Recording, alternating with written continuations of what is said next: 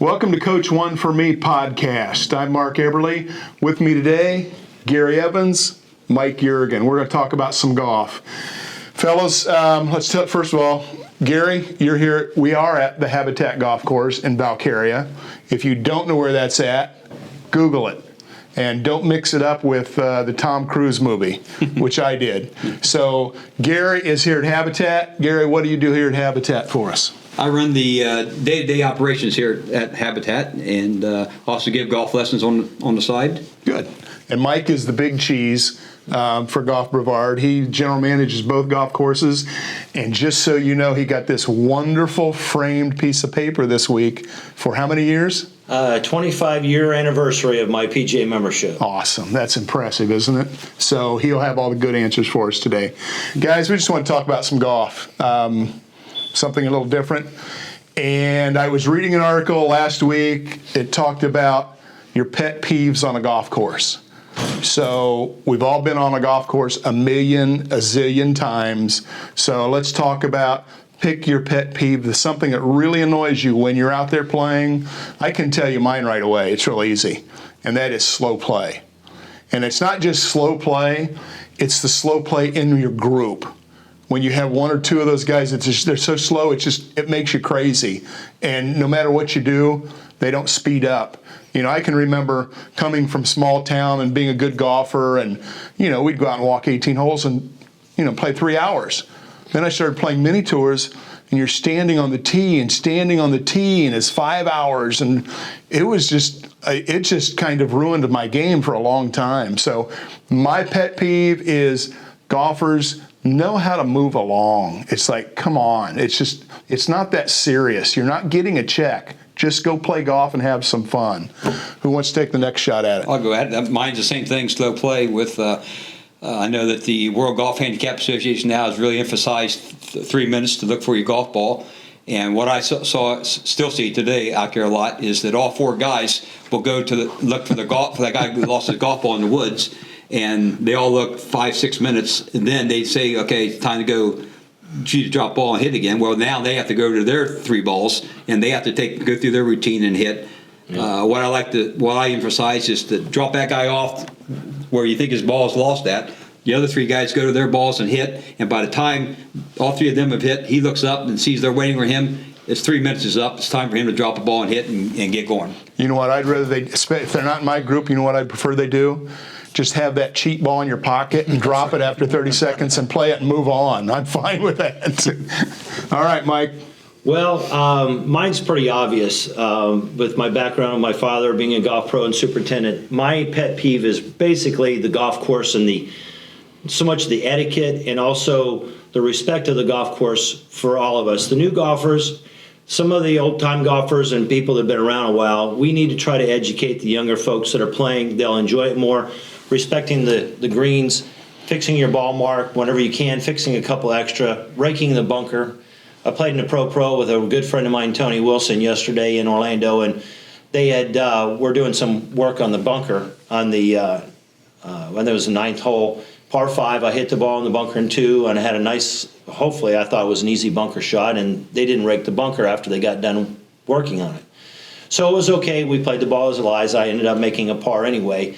And then obviously the cart traffic. Most of the golfers don't realize that the bunkers and around the green approaches, especially elevated greens like we have at Habitat, we have $300 to $400 sprinklers around the greens. And if you're driving around the green or too close, the wear areas, those sprinklers get hurt, they get beat up, and they're replacing. So it's very expensive. And those are my couple of pet peeves. Wow, you sound like you're losing sleep over it. I am. I do. I get a little frustrated with it because we know better as a group, and we all do it. We catch ourselves driving too close to the greens, the tee boxes, and that extra 5 or 6 steps will definitely help the golf course, especially this time of year when it's dry and we don't have the 80 degrees. Well, today, keep your fingers crossed, it's 80 degrees. Yeah. And also, even if you are issued a handicap sticker, it doesn't mean you have carte blanche to go where you want. You still have to, especially around the greens, you still have to stay, we like to say, 10 yards or 30 feet away from the greens. Good luck with that one, right? Yeah. And we're not trying to be hard about it, but those are our pet peeves, and those are things that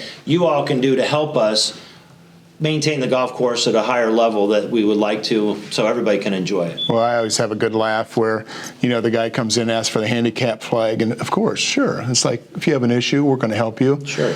And then my ranger sees him, 3 steps from the green on the first 5 holes.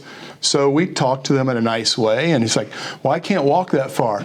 You just walk 200 yards from the parking lot to the clubhouse, so what's the problem? That's right. So, yeah, it's just like, it's kind of like a golfer's thing. One is I want to get your input on where golf is at. The numbers aren't great. The whole Tiger Woods phenomena, mid-90s, it's like, oh, golf's booming, it's going to explode. Tiger's going to bring all these new golfers in. People are building golf courses everywhere, right and left. Now they were projecting 30 to 40 million golfers. Reality is we're probably, at 25 million? Well, actually, I was at the PGA show in the National Golf Course Owners Association. I was asked to speak about... I told you it was a big shot. Some of those. I was on a panel, and we were talking about rounds and how we gravitate to getting more rounds. And in 2000... they predicted the National Golf Course. Actually, it was not the Owners Association. It was I'm drawing a blank on the National Golf Foundation. Right. Predicted that somewhere in the 50 million range would be playing golf by 2020. As we know, in the numbers, we're at about 20 million plus, somewhere between 20 and 21 million. But there are some new stats out recently that golf is growing in Florida, which we know because of the snowbirds coming down, and we love to have them down. And it obviously helps us in our business, and obviously we want everybody to enjoy their round of golf. But we're less than half of what they predicted. Thank you, in 2000, which is amazing. But we see an uptick here at Habitat in Spencer Holland, and we're excited about that. And our rounds are up significantly, so we're excited about that. So I'm going to be honest with you. I think one of the problems with golf is it's boring to the general public. It's still boring. I can remember being a kid, playing baseball and basketball and football. It's like golf. I got the bug when I was 11, 12. Like a lot of people do. But I don't see that happening a lot. It didn't happen a lot in my community. I was kind of like the oddball that fell in love with golf. And to me, I'm going to give you an idea. All right, you ready for this one? Shoot. I think one of the problems is the major league sport of golf. I don't think people relate to it. Like baseball players, basketball, those sports, especially basketball and football, they're thriving. The golf, to me, is really the events are kind of mundane. What's the one event that just absolutely gets everyone excited every couple of years when they play? Phoenix Open, the Waste Man. Phoenix Open, you see the attitude there, the Ryder Cup. Those are the kind of events that get people excited about it. So here's my presentation to the PGA Tour. Especially since there's talk of a new tour out there, team golf. Just like any other sport. Right. You put 12 guys on a team, they make their money, they sign a contract with the team, they still get their millions of endorsement based on who they are. Now you have regional followings instead of these guys coming into your town once a year and it's like, oh, that's great, that's wonderful, they're gone. You have a home team that plays 16, 18 weeks. The problem I see is the ideas that are coming into golf to make it exciting aren't going anywhere. The three-wheel carts you ride, and it's like, that's great until the guy's had his 12th PBR, and then he's in the lake. Yeah. Those things are nice, but, and I don't mind things like the stereos in the golf carts. I know a lot of people are like, oh, come on, don't do it. It doesn't bother me as long as you can't hear it in the fairway over. Right. That's no big deal. Right. But ideas for making golf something right now that it's not, something has to happen because it's really not, the legacy of it is no longer a legacy. It's not being passed on. I think that's part of when they originated with the skins game was something different than regular golf. It added the element of sudden death. This hole's worth this much. Right. They added on. Right. All of a sudden, you get to hole 8 or 9, and you got all that money built up, and then that was intriguing to watch that, to see how they handled that.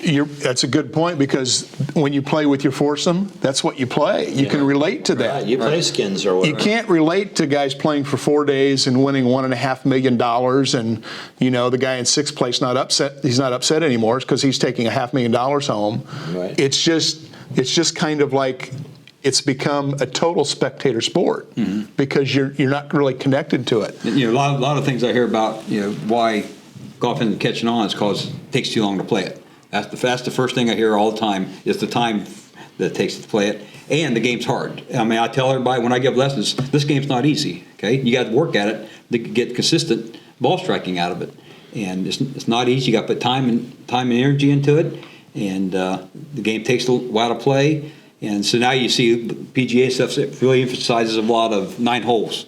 Played after encouraging 7,800-yard golf courses, now all of a sudden. Now playing, just play 9 holes. Come on, play 9 holes. Done 2 hours, you're done. You can go on with your day. I know that Disney up the street there, they really emphasize 9 holes first thing in the morning at sunrise, and then 9 holes at sunset. Because they know there's a heck of a lot of other things to do there at Disney besides play golf. Right. But you get 9 holes in at 7 in the morning, or 9 holes in at 5 in the afternoon, and you got the rest of the day and evening to do what you want. Well, I think, since we're throwing things out, on the table. So nobody's buying into my tour, my team tour. I think I'd be honest with you. I think the passion of golfers in general, and the group of the public that really likes, enjoys playing golf, which we have great people here at both properties.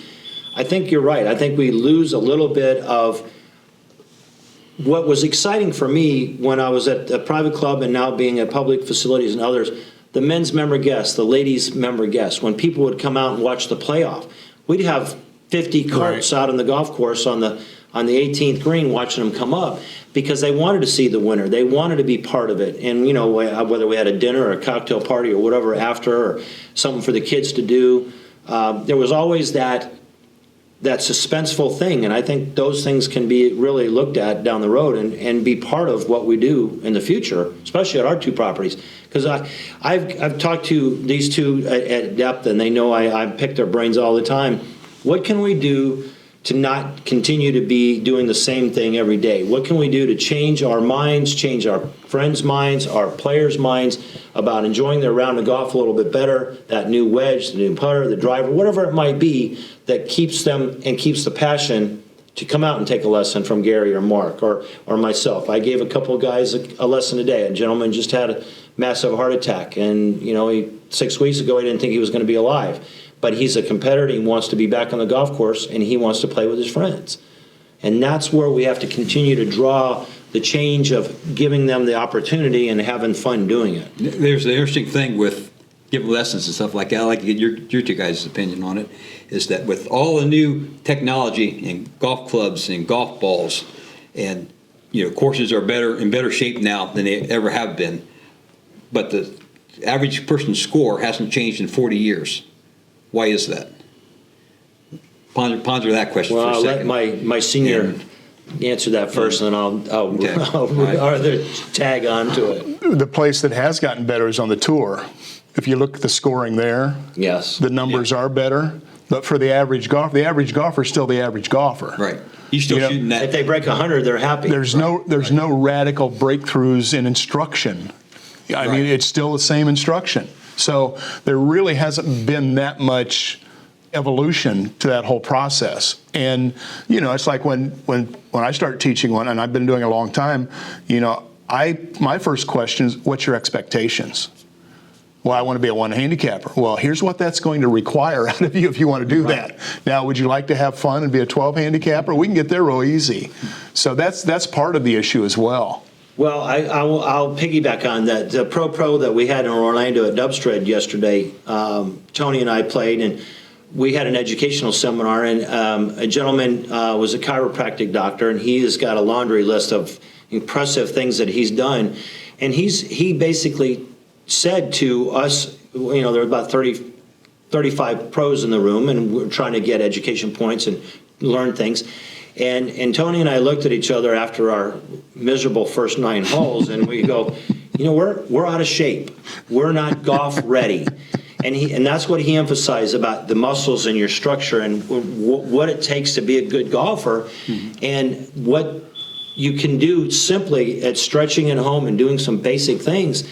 And I took a lot out of that. I'm going to call him. I'm going to send a couple of my friends up to him and see if he can help them with their physical limitations, and realizing that if you're not healthy and you're not flexible, golf can be even that much more difficult.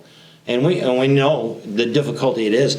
But if you can have that mindset and the passion of knowing that, hey, any day on the golf course is better than any day anywhere else. That's what the old saying was. And I think that's still in effect today. We had a fantastic time yesterday. Played with another fellow that's a pro up in the Orlando area. He beat us single-handedly between the two of us. So that just showed both Tony and I that what we need to work on. We need to go out and hit balls in the afternoon. You need to find a better partner. Yeah, he needs to find a better partner, because I was not very good yesterday. And I pride myself on I used to be a pretty good golfer, but I'm motivated to get back to being a better golfer again. Well, my approach has always been, I've learned in everything you do, if you can get someone to have fun and enjoy it, they're more likely to participate and increase their participation. Yeah, and I didn't enjoy it yesterday, and I know what I need to do to go have more fun, and that's to work at a little bit. And that's always been my philosophy with the kids. It's like for years, the instruction with juniors is you start them 3 feet from the hole. They have to learn how to do that first. It's like, well, you're telling a 9-year-old kid with all this energy and sugar jacked up, that's what you're going to do for 45 minutes? Yeah, he's not going to be happy, or she's not going to be happy. I find a driver to put in their hands, and I put the ball in the tee and say, go ahead and just have at it. Yeah. And it's just like, they love it. They fall in love. Sure. And it's kind of, I think that carries over into the adult world of figuring out how can you have fun doing this. And I think the biggest mistake we've made is, and that's what I've always seen in kids. Why do kids play Little League Baseball? Because I've coached that and coached other sports. One is because their buddies do it. Yep. We have to create an atmosphere where it's something you do with your friends. To me, that's the key, because you'll continue doing it, because it only takes one person in that group to say, hey, let's go do it. That goes back to your team sport, not an Right. individual. Where golf is an individual sport, and you want to get more team-oriented stuff in. Exactly. Right. Think about it. It's like if there was a team in Orlando and, say, Matt Kuchar was on the team. And it's like, wow, now people can go. They're having a match there every week, a Ryder Cup for 3 days. It's like, yeah, I don't know if you can break that mindset with the tour, because they have really got a pretty darn good formula. But yes, we have to get the USGA, the PGA, LPGA, European Tour. We have to get everybody to come together and realize that if we're going to stay static at 20 plus million golfers and we want to grow that, we have got to continue to have an evolution of the game. It's got to change. It's got to be. And it can't be gimmicky. Yeah, it can't be a gimmick. Yeah. Like a different kind of golf card or something. It can't be a gimmick. Well, I'll give you a good example. All three of my boys played Little League in Vero Beach, and I was coaching one year. I managed and president of the league, and our biggest goal was to have a professional setting where it was enjoyment for the kids, and they really enjoyed it. And I learned more from the kids in the dugout, listening to the conversations, not about baseball, but we had one little boy that was in the dugout, and he said, my son Ben was pitching, and I think he was 11 or 12 years old, and you know what he said? He said, you know what? Ben's going to put him in the wash and put him in the spin cycle and strike him out. And I thought that was, but it was fun. It was exciting. He was into the game, but he wanted Ben to be successful. He wanted him to strike him out. And that's what it's about getting that camaraderie about, hey, Gary, don't be chili dipping that shot again. You got to chip it in this time. And you get up there and you chip it in, and that's what it's all about. I'd rather play with someone as a teammate than play individually at the age I'm at now. I really would, because I have more fun seeing people I haven't seen in a while, spending time going out on the golf course, seeing what's on the golf course and what we need to do to improve the property, all those things. And it's pretty exciting. I think we've got an opportunity to really put a dent in Well, it's the next level. I had a homeschool group this morning, and there's usually 10, 12, 14 kids in the program. And every time the parents come back to sign their kids in for the session, they thank us for having it because their kids love it. Right. The one mom was telling me how her son, who's 7 years old, set up a driving range in their backyard. Awesome. Dug a hole over by the fence, and it's like he's ricocheting balls off the fence trying to make them in the hole. It's step one is making it fun, and I don't care if you're 7 or 55. If it's not fun, you're not going to do it. Right. And it's just, that's, to me, is getting people to understand expectations. And he took the initiative to do that. Absolutely. So something struck a chord in Yep. him to have him go do that. And no different than building a fort in your backyard or jumping bicycles like we did off the ramps Yep. when we were kids. Go find something that you enjoy doing. And the exciting part is when I go over and I see the kids participating, and I see one of our young men over there, Chipper, who is involved in helping out. That's creating an opportunity for him to have a career. I think Chipper's 18 or 19 now. And that's a great opportunity for kids Right. to realize what's available. Right. And one thing I always mention, and people still don't believe it, but I've seen research on it, and that is they talk about how expensive golf is, when I've seen studies now that will tell you golf is cheaper now than it was in the 60s. I mean, if you bought a premium golf ball then, it cost you $1 a piece. Mm-hmm. Yep. I mean, Or now going to the local club and trying to play. now a Top Flight is a better ball than that premium ball then. Yeah. And so that's something that has to be battled. It's just like, our kids, it's like we don't, kids come out and participate. That's one of the things I liked about our board members here, was that's one of the first things that they wanted was value.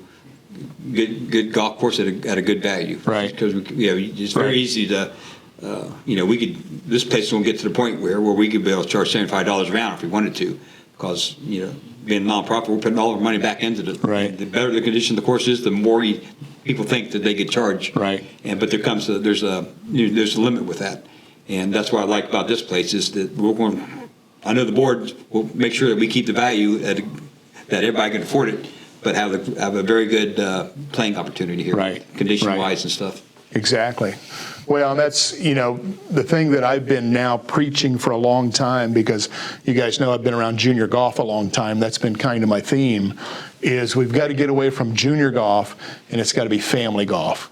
I think that's a mistake we've made for years. We've created junior programs where it's like, no, we need to create a situation where mom and or dad are involved, or grandma and grandpa to participate. I think just one last thing from my perspective is that when we were involved with our high school booster clubs and the baseball team, football and golf, the exciting part was, and it was expensive to go to play travel baseball, and Ben and a couple of my boys played. And the big thing was, guess who comes to the game? Grandma and grandpa had their seat right behind home plate. Right. My sisters, all the people that were, local. And, we'd have 500-600 people come to a high school baseball game at 7 o'clock at night on a Tuesday night. And that's where I think we can continue this same theme as we go into the family golf mindset that you've talked about. Right. Good. Yep. Great, guys. Yep. I don't think we solved any problems. I'm still going to believe in my future tour that could be successful. I don't think anyone's going to buy into it, but that's okay. As long as it's in my head, I'm fine with it. Yeah. So that's my solution to the problem out there. If anyone has, $250 million and wants to start it, give me a call. Yeah, absolutely. We can get that started. We'll be happy to run it. No problem. So I'm not sure we solved any problems, but at least we discussed some issues, and I think that's important. We have to keep talking about golf instead of just, this is the way we do it, this is the way we do it. We have to keep talking about it. And out of that, who knows? Maybe it will get better, and I know there's a lot of good people involved, and that's what it takes. As Woody always said, right? That's right. You win with good people. Surround yourself with good people. That's right. That's right. Yeah. So thanks for joining us. And again, Coach One for Me podcast. We're coming to you every week, and we'll see you next week. Thank you.